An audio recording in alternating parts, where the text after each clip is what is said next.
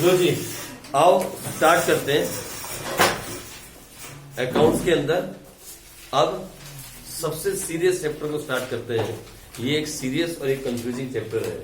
Actually में +1 के level के अंदर इस चैप्टर में रेटाफिकेशन करवाया जाता है। ऑलमोस्ट 90% स्कूलों के अंदर कोई एक आधा टीचर है जो इसमें मेहनत करता है, नहीं तो फिर इसमें रेटाफिकेशन करवा के और हमें सिखा दिया जाता है। हमें भी कहीं कहीं थोड़ा थोड़ा कुछ लेवल पे जाके आपको बोलना पड़ेगा, ठीक है इसको दिमाग में बिठा लो, लेकिन मैं पूरी कोशिश करूंगा कि आप रेटाफिकेशन मत करो। मैंने अभी तक किसी भी चैप्टर के अंदर आपको एक भी बार नहीं कहा इसका रट्टा मार लो, मैंने कहा आज तक ना। मैंने हर चीज का बेसिक समझाने की कोशिश की है, ठीक है जी। लेकिन ये चैप्टर समझाने से पहले मुझे भी 2 बार सोचना पड़ता है। ये अच्छा चैप्टर है 11th क्लास के स्टैंडर्ड के हिसाब से, क्योंकि देखो सुनो, मालूम है प्रॉब्लम क्या है। आप लाइफ में कभी भी अकाउंट्स में काम करोगे, जो ह्यूमन बीइंग है ना, इंसान क्या है, गलतियों का पुतला है। गलती इंसान से होती है, काम करते हुए भी, वैसे भी गलती तो होगी अकाउंट्स के अंदर। आपसे अकाउंट्स में काम करते हुए 100% गलती होगी, लेकिन मालूम है अकाउंट्स में गलती को सुधारने के लिए ना तो व्हाइटनर का यूज किया जाता है और ना ही ओवर राइटिंग की जाती है। जिस किसी भी अकाउंट्स की बुक के अंदर ओवर राइटिंग या व्हाइटनर का यूज हो, इसका मतलब होता है देयर इज समथिंग फिशी। समझते हैं आप? शक करते हैं लोग उस पर, उस अकाउंटेंट पे लोग शक करते हैं जो व्हाइटनर का यूज करता है या ओवर राइटिंग करता है। मतलब इसने कुछ चोरी की है, फिगर्स को चेंज किया है बाद में। इसीलिए अकाउंट्स के अंदर गलती सुधारने का 2 तरीके हैं। एक तो दो स्टेज है।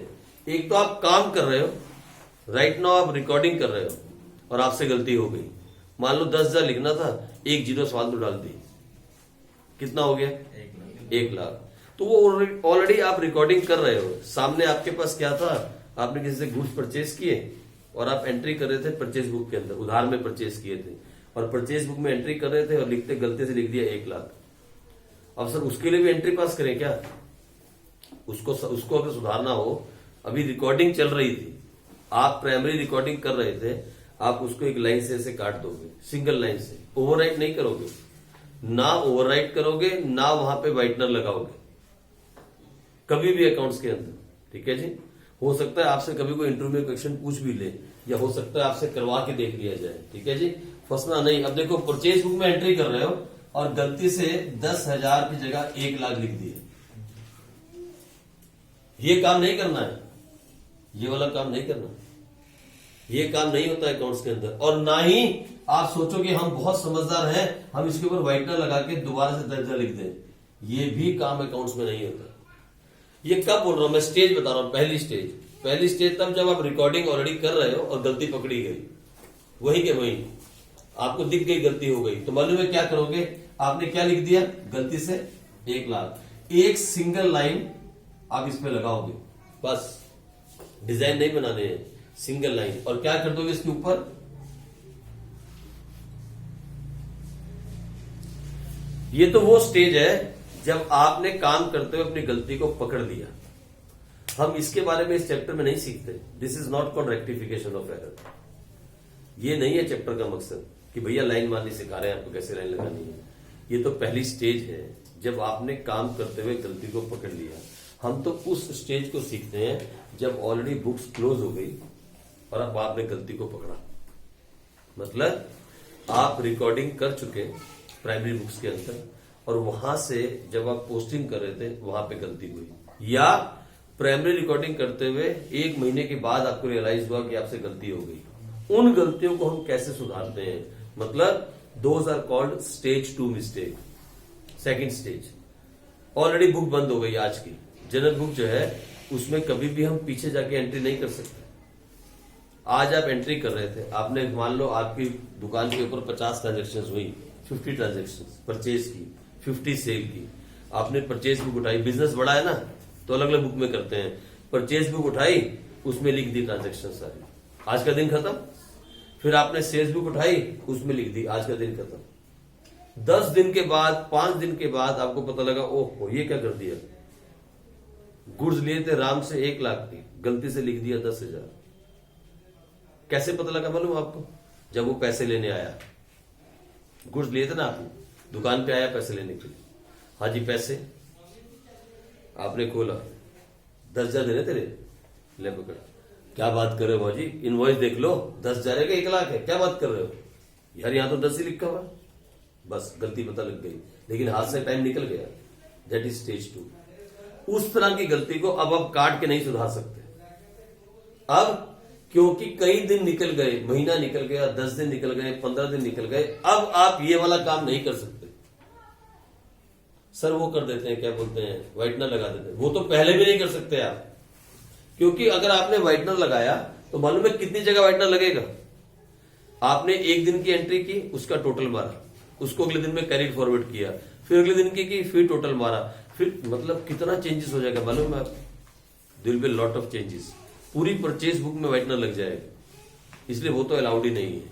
सर काट काट के दोबारा लिखे, नहीं कर सकते आप, अलाउड नहीं है अकाउंट्स के अंदर। आपकी चॉइस की बात नहीं कर रहा हूं, it is not allowed in accounts, आप ऐसा नहीं कर सकते। तो सर फिर उस गलती को सुधारें कैसे? उस गलती को सुधारने के लिए ही चैप्टर बना है रेक्टिफिकेशन ऑफ एरर्स। देखो, राम से माल कितने का लिया आपने, बताओ ना, कितने का माल लिया था? 1,00,000। लेकिन आपने बुक में लिखा कितना? अगर आप राम से कहोगे भैया एक काम कर 10,000 लेके चला जा, बाकी पैसे छोड़ दे, वो छोड़ देगा? सिर तोड़ देगा आपका, पत्थर उठा के मारेगा वो गुस्से में आके। तो 90,000 छोड़ दो, 10 लेके चला जाऊं, तो भैया आपको देने कितने पड़ेंगे उसको, कितने में देने पड़ेंगे? 1,00,000। तो गलती सुधारनी पड़ेगी हाल में। अगर आप 1,00,000 दोगे और नहीं दिखाओगे तो अकाउंट्स आपसे पूछेगा ये पैसा कहाँ गया। आप कहोगे राम को दिया। कैसे दे दिया तूने राम को पैसा? राम को तो 10,000 देने थे। तो गलती सुधारनी पड़ेगी ना। अब गलती सुधारनी है तो हमें ये सीखना होगा कि गलतियां कितने तरह की होती हैं। मैडम स्टार्ट करती हैं इस चैप्टर को सीधा यहां से सिखाना कि गलतियां कितने तरह की होती हैं। फिर मैडम बोलती हैं गलतियां 2 तरह की होती हैं, एक वो जो ट्रायल बैलेंस से पकड़ी जाती हैं, एक वो जो ट्रायल बैलेंस में नहीं पकड़ी जाती। यानी एक होती है 2 साइडेड एरर्स, एक होती है 1 साइडेड एरर्स। यहां से स्टार्ट करती है मैडम चैप्टर। मैं यहां से स्टार्ट नहीं करता, यहां तो मैं 2 दिन के बाद पहुंचूंगा जहां से बुक ने चैप्टर को स्टार्ट किया है। मैं तो आपको ये बताना चाहता हूं पहले कि अकाउंट्स में काम होता कैसे है। पहले मैं आपको एक क्वेश्चन करवाना चाहता हूं जिसमें फुल फ्लेज अकाउंटिंग होगी। फुल फ्लेज मतलब जर्नल एंट्री, लेजर पोस्टिंग और उसके बाद ट्रायल बैलेंस। नॉर्मल क्वेश्चन, हम सही काम पहले करेंगे, फिर मैं आपको समझाऊंगा कि आप अब उसमें एक गलती करो, एक गलती करके देखो, फिर उसका असर ढूंढो, कहां कहां उसका असर पड़ा। फिर आपको समझ में आएगी कौन सी एरर 1 साइडेड है और कौन सी एरर 2 साइडेड है। इस तरीके से चैप्टर को पढ़ाया जाएगा। तो पहले जो मैं आज आपको क्वेश्चन करवाऊंगा वो बहुत बड़ा और बहुत बोरिंग बड़ा सा क्वेश्चन है, मतलब उसमें सारी प्रैक्टिस हो जाएगी। जनरल एंट्री भी हो जाएगी, कैश बुक भी बन जाएगी, लेजर पोस्टिंग भी हो जाएगी, परचेज बुक भी बनेगी, सब कुछ बनेगा। हम जनरल एंट्री भी करेंगे, अलग अलग बुक हैं, परचेज बुक भी बनाएंगे, सेल्स बुक भी बनाएंगे, लेजर अकाउंट्स भी बनाएंगे, उसके बाद ट्रायल बैलेंस भी टैली करेंगे। एक कंपनी का अकाउंट दे रहा हूं, मान लो कोई भी कंपनी, ठीक है जी, उसका अकाउंट्स मैं आपको दूंगा, उसकी प्रॉपर पोस्टिंग करेंगे, फाइन, पूरा अकाउंट्स बनाएंगे और घर जाके आज इसी क्वेश्चन को फिर आप एक A3 शीट के ऊपर उतारोगे और कल जब आओगे तो वो A3 शीट साथ लेके आओगे। ये क्वेश्चन इस पूरे चैप्टर का बेस होगा। हम बार बार उस क्वेश्चन में गलती करेंगे और फिर देखेंगे उसका इफेक्ट कहां पड़ा, फिर उस गलती को हम सुधारेंगे। बार बार ये काम हम करेंगे। आप मेरी बात समझे? मैं सीधा आपको बता दूं, गलतियां 2 तरह की होती हैं, 2 साइडेड 1 साइडेड। 2 साइडेड ये, 1 साइडेड ये। इसमें ये वाली आती है, वो रट्टाफिकेशन है, वो करेंगे बाद में जाके अगर आपको समझ नहीं आया तो। लेकिन सबसे पहले हम गलती होती कहां है वो ढूंढने से पहले हम ये देखें कि नॉर्मल अकाउंटिंग कैसे होती है कंपनी के अंदर। जब आप बड़े हो जाओगे तो ऐसे ही करोगे जैसा अभी करने वाले हो। ये सच्ची की अकाउंटिंग है, इट्स अ रियल अकाउंटिंग। ये हर उस कंपनी की अकाउंटिंग हम करने वाले हैं जो मैनुअल अकाउंट्स लिखती है। आज जो आप करने वाले हो वो एक रियल अकाउंटिंग कर रहे हो, मजाक नहीं कर रहे हो, रियल में। इस चैप्टर के अंदर जितना भी आपने अभी तक पढ़ा, पीछे जितने भी चैप्टर आप पढ़ के आए हो, उन सबका निचोड़ रेक्टिफिकेशन में है। यानी देखो ना, जनरल एंट्री इस चैप्टर में आ गया, आपको करनी आनी चाहिए। लेजर पोस्टिंग आपको करनी आनी चाहिए। वो सब्सिडी बुक्स आपको बनानी आनी चाहिए। ट्रायल बैलेंस आपको बनाना आना चाहिए, तभी आप गलती सही मायने में ढूंढ सकोगे। पहले गलती करके तो देखो अपने आप से। मैं बोलूं ये वाली गलती ऐसे होती है, ये गलती ऐसे होती है, और आप बोलो यस सर यस सर। अबे खुद करके देखो गलती कैसे होती है।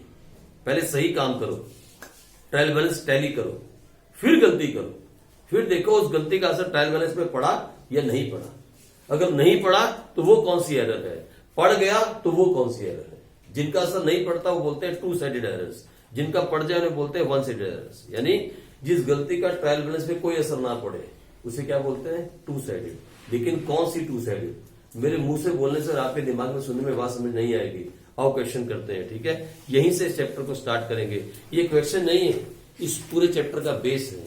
A3 शीट में आज उतर जाना चाहिए घर जाके, ठीक है। चलो आ जाओ फटाफट से। टाइमिंग कल के है? सॉरी कल के टाइमिंग? हाँ आ जाओ। कल तो 22 है ना? फिर क्या है? तो 24 को आपने छुट्टी करनी थी, आप तो कह रहे थे। नहीं तुम उसको छोड़ो, हो जाएगा मैंने। लिखो जल्दी से, कल प्रीति का पेपर है। Concept building question. एक्चुअली में ये इस चैप्टर का कंसेप्ट नहीं है, ये आपकी पूरी जिंदगी का कंसेप्ट बता रहा हूं मैं आपको। पता नहीं किसको किसको समझ में आएगा, लेकिन मैं कोशिश कर रहा हूं। देखो मैं ये जो है ना 2 दिन इसमें वेस्ट हो जाएंगे, लेकिन मैं चाहता हूं कि आप जब यहां से बाहर निकलो तो किसी को भी ये मत कहो कि हमारे सर ने रट्टा लगवाया था, ठीक है। मैं रट्टा नहीं लगवाना चाहता हूं, इसलिए काम करवा रहा हूं। मैं आपसे पहले गलती नहीं ढूंढवा रहा हूं, ना ये बता रहा हूं कि क्या गलती हुई। मैं पहले आपसे सही काम करवा रहा हूं कि कंपनी में काम होता कैसे है। फिर गलती आप खुद करोगे और आप ही मुझे बताओगे सर ये वाली गलती ये है और ये वाली गलती ये। फिर हम गलतियां करेंगे। इसी क्वेश्चन के साथ हम छेड़छाड़ करेंगे बहुत बार, अगले कई दिनों तक हम इससे छेड़छाड़ करते रहेंगे। लेकिन उस बड़ी वाली A3 शीट में नहीं करेंगे छेड़छाड़। छेड़छाड़ हम छोटी वाली कॉपी में करेंगे, अपनी रफ नोटबुक में। ये हमारा बेस होगा, ठीक है। आ जाओ, लिखो ऑन 1 जनवरी 2017। ये कंपनी है, उसके बारे में बात कर रहे हैं। मिस्टर राम मैं सोचता हूं ना लिखे, क्या लिखे, एक्स लिखो यार। राम भगवान का नाम हम ले लेते हैं, ऐसे अच्छा लेना नहीं चाहिए है। दुनिया में राम के बिना कोई पॉसिबल नहीं है कुछ, फिर भी हम ऐसे राम श्याम लिखते रहते हैं। Mister x started business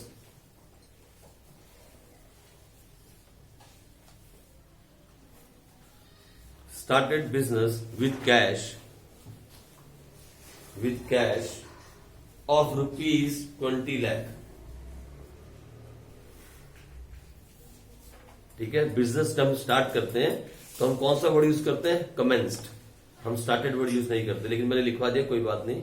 started business with cash rupees 20 lakh हो गया। फिर क्या हुआ, ही purchases machine for rupees 7 lakh.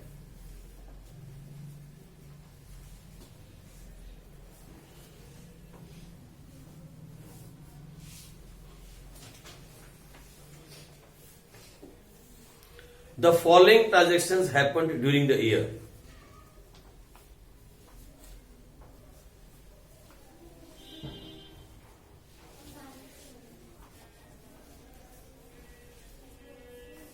Cash purchases,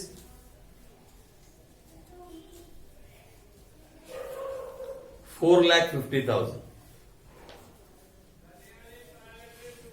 आप पता क्या कर सकते हो, ऐसे लिख सकते हो, कैश परचेजेस ऐसे एक एक, ये सारी ट्रांजेक्शन है। क्या क्या हुआ बिजनेस में, 4,50,000। समझ में आ रहा है अभी तक क्या हुआ।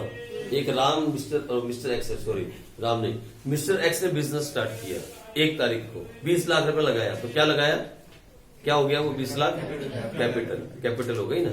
20 लाख काम स्टार्ट किया, 7 लाख की मशीन ले ली, ठीक है जी। और 7 लाख की मशीन के बाद ये पूरे साल में ये ट्रांजेक्शन हुई। पूरे साल की अकाउंटिंग करेंगे हम, पूरा प्रॉपर। मैं आपको रियलाइज करवा दूं कि कंपनी में अकाउंटेंट की जॉब होती कैसे है। लेकिन यहाँ बहुत कम एंट्री करेंगे, वहां बहुत ज्यादा होती है, पर काम ऐसे ही होता है। ये जो आप करोगे ना आज, ये रियल अकाउंटिंग है, रियल लाइफ में। जो रियल लाइफ में हम करते थे ना वहां पे, जब हम मैनुअल अकाउंटिंग करते हैं, रियल लाइफ की अकाउंटिंग, ठीक है जी। अब तो नहीं करता कोई मैनुअल, लेकिन आज भी बहुत सारे छोटे मोटे दुकानदार जिनके पास कंप्यूटर नहीं है, जहां पे बिजली नहीं है, वो इस तरह की अकाउंटिंग करते हैं, मैनुअल अकाउंटिंग। वहां पे किताबें लिखी जाती हैं जो आप अभी करने वाले हो। आ जाओ उसके बाद, क्रेडिट परचेज फ्रॉम ए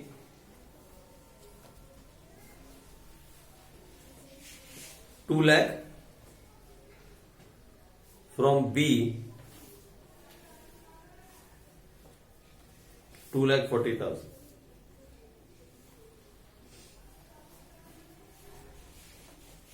ठीक है, कंपनी ने 2 से परचेज किए उधार में। फिर लिखो cash cell 6,50,000। Credit sale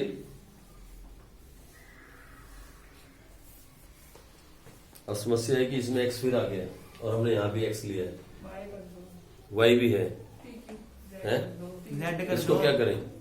Z तृप्ता कर दे इसका नाम। अच्छा इसको पी कर लो। मिस्टर तृप्ता। नहीं तू भी नहीं यार है? मिस्टर तृप्ता चोटी देखिए घुमा के फेंक के मारेगी, यहां से लपेट देगी पकड़ के। इसको पी कर लो ताकि एक्स वाई आ रहा है। ओके, कैश में कितनी सेल हुई है? 6.5 lakh. Credit sale to mister X 4,80,000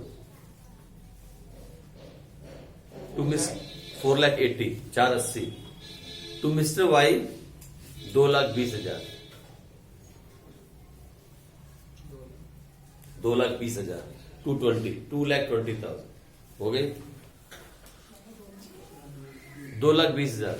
ठीक है, उसके बाद rent paid ₹40,000। Salary paid rent paid 40,000। Salary paid ₹70,000।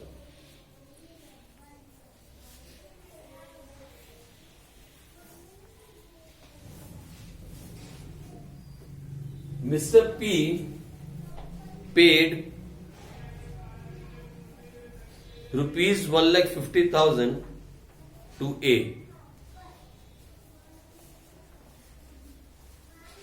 and ₹2 lakh to B.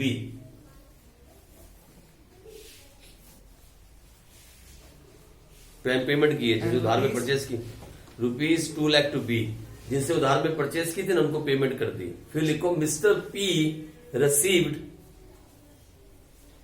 ₹4 lakh from x.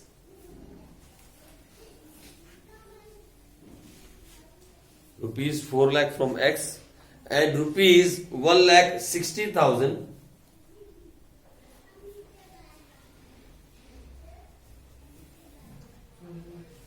₹1,60,000 from Y.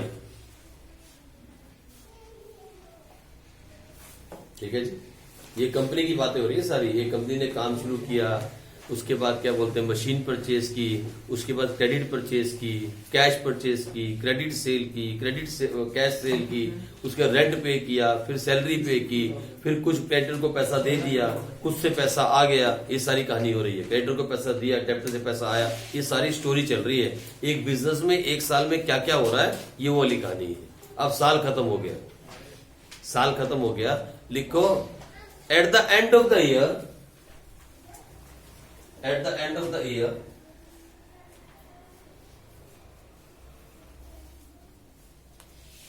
अब साल खत्म हो गया है, आज साल का आखिरी दिन है। At the end of the year rent due but not paid is 30,000। ये सारी प्रैक्टिस हो जाएगी पूरे चैप्टर की, देखना। Rent due but not paid is 30,000। Closing stock of the business is nil. मैंने जानबूझ के डाला नहीं है ये, क्योंकि अगर मैं डाल देता तो आपके सारे पिछले चैप्टर कंफ्यूज होते। बाद में सिखाऊंगा क्लोजिंग स्टॉक का फंडा क्या होता है अगले चैप्टर में, फाइनेंशियल स्टेटमेंट। ठीक है, इसलिए नील डाल दिया है। आगे charge depreciation eight 10% on machine.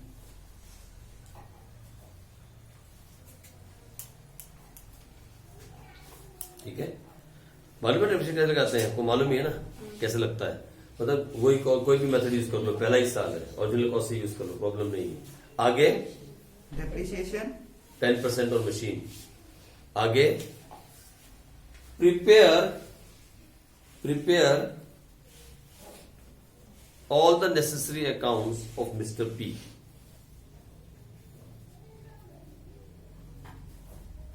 अब सुनो मेरी बात, इधर देखो, मेरी बात सुनो।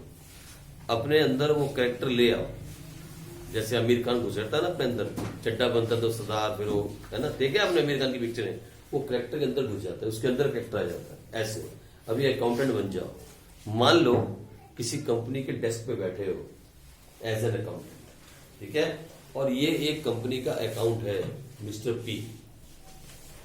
ये काम होता है।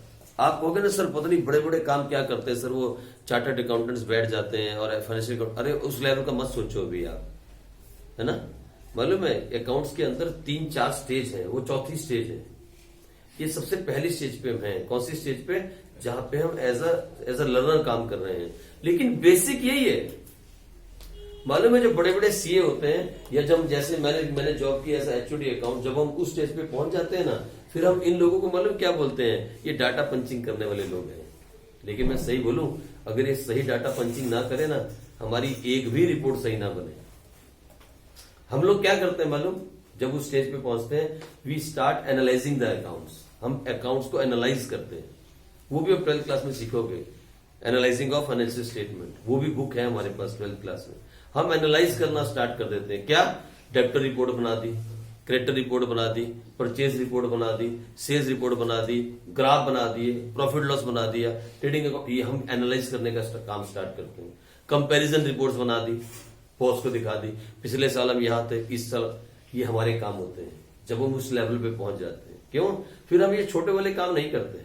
लेकिन सच मानो, अगर मुझे कंपैरिजन रिपोर्ट बनानी है 2 साल की, और कंपनी को दिखाना है कि पिछले साल हम इतना प्रॉफिट कमा रहे थे, इस तिमाही में, तिमाही मैंने क्वार्टर, पिछले क्वार्टर में इतना प्रॉफिट था, इस क्वार्टर में इतना प्रॉफिट है, मुझे कंपैरिजन रिपोर्ट बना के कंपनी को पेश करनी है, तो उसके लिए मुझे क्या चाहिए?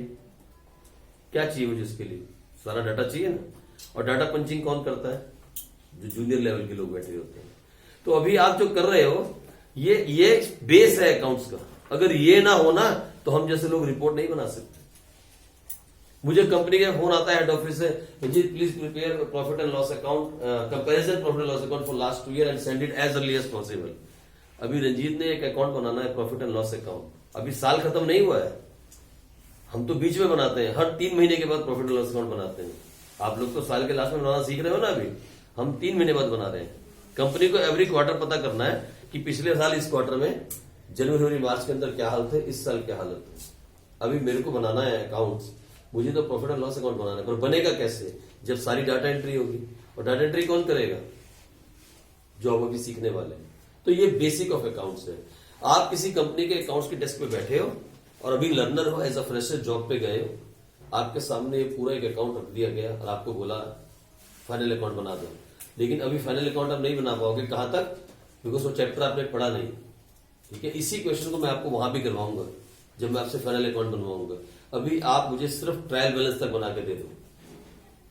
कहां तक? ट्रायल बैलेंस तक, सिर्फ ट्रायल बैलेंस तक। लेकिन ट्रायल बैलेंस तक आने के लिए आपको समझ में आना चाहिए कि स्टेप्स ऑफ अकाउंटिंग क्या है। मालूम है क्या स्टेप्स है अकाउंटिंग की? नहीं मालूम तो लिख लो, स्टेप्स ऑफ अकाउंटिंग। ये देखो, स्टेप्स ऑफ अकाउंटिंग, जिसे हमने सर्कल ऑफ अकाउंटिंग कहा था और मैडम ने तुक्का लगवा दिया था, ये अकाउंटिंग सर्कल है। बेसिकली वो अब स्टेप्स हैं। सबसे पहला स्टेप मालूम है क्या है? रिकॉर्डिंग। ये ना पहला step, account is the art of identifying then recording. आपने कहा था रिकॉर्डिंग 2 तरह से, बोलो क्या? रिकॉर्डिंग कहां होगी?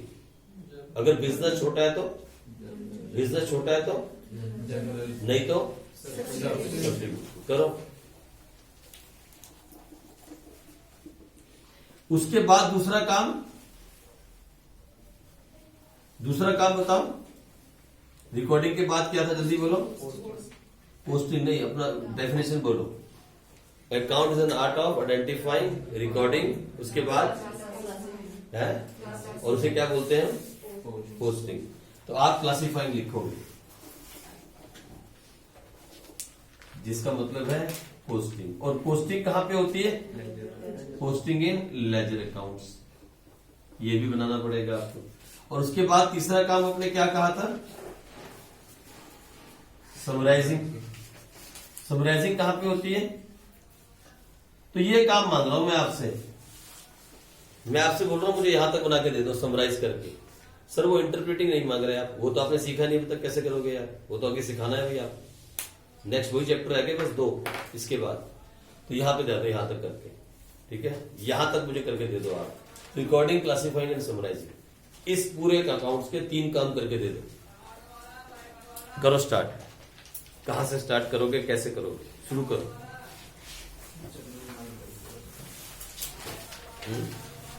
बनाओ बनाओ करो, टाइम लगेगा इसमें, जल्दी।